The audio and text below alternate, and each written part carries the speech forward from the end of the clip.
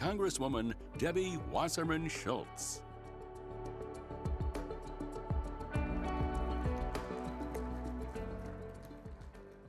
It is an honor to be here at the 2024 International Religious Freedom Summit and to be one of the honorary co-chairs for the summit. I'm proud to be alongside allies in the fight for religious freedom and equal rights, including Anila Ali, who has raised her voice as a Muslim woman to counter hate against Jews and uplift women across faiths, and Rabbi Diana Gerson, who has used her platform to counter and prevent family and partner violence and child exploitation. I'm honored to have the chance to contribute to this critical discourse. We need concrete action to overcome attacks on the most fundamental of human rights, the right to one's conscience and beliefs. Throughout this summit, experts have depicted the horrific human and social costs of religious repression around the world.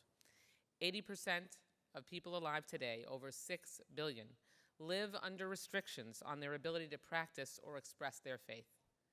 In my time in Congress, I've seen immense progress in our government's efforts to hold repressive regimes accountable and provide justice for the downtrodden, especially under President Joe Biden's leadership.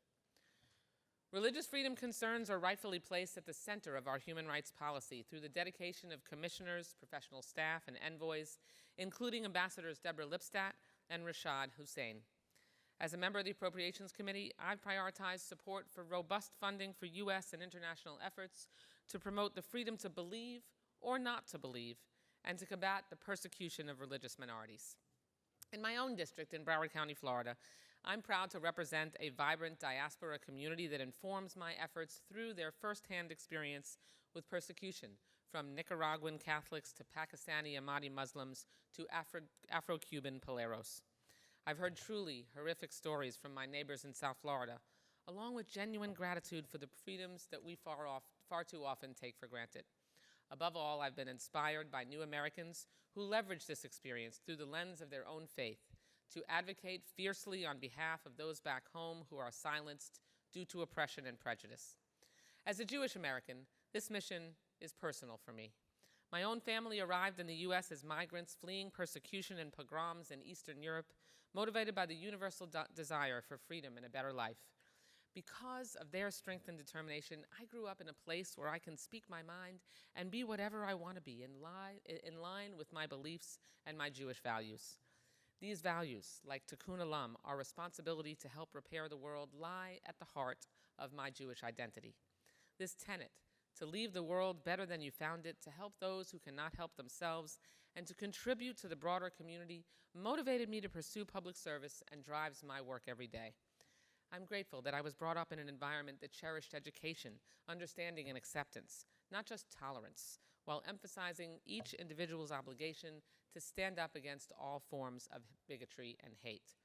That's why it's so horrifying to see the resurgence of anti-Semitism around the world, and particularly here in the U.S., and I appreciate Speaker Johnson's acknowledgement of that crisis and his commitment to work together to fight it.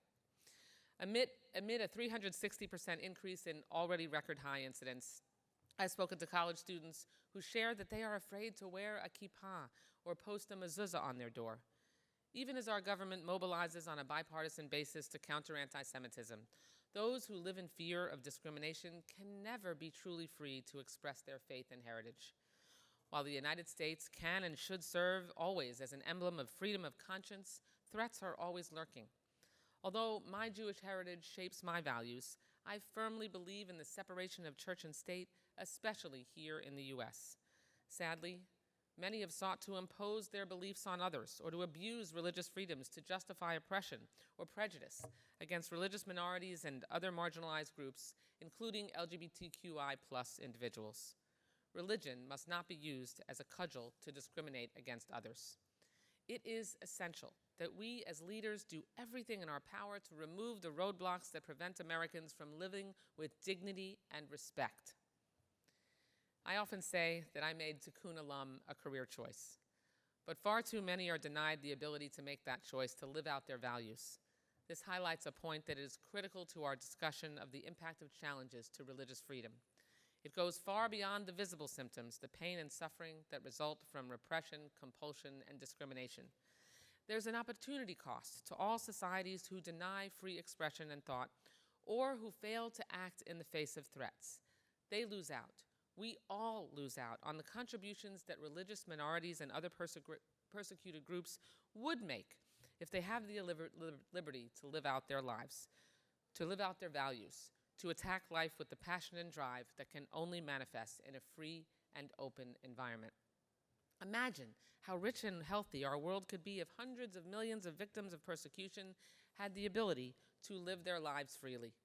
Here at home, we are a stronger society because of the tapestry that is America.